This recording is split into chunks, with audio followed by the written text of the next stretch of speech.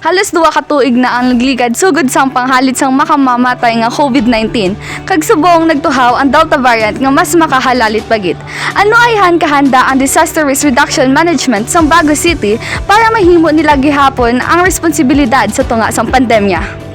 Doc, ano ang kinalain sang preparasyon sang CDRRMO? Sining nga may pandemya, agod maserbisyuhan Japon ang mga pamuluyo.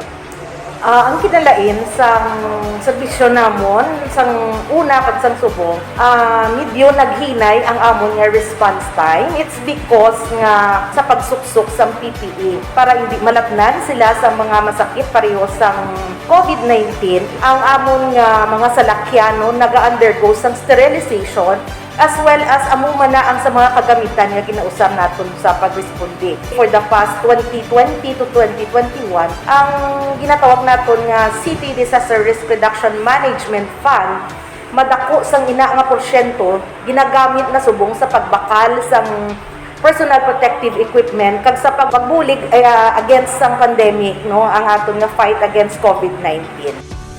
Madamo gid nga salamat, Doc. So ina ang mga higala ang aton malipot nga balita para sa handaan sa CDRRMO bisan may ginaatubang kita subong nga pandemya.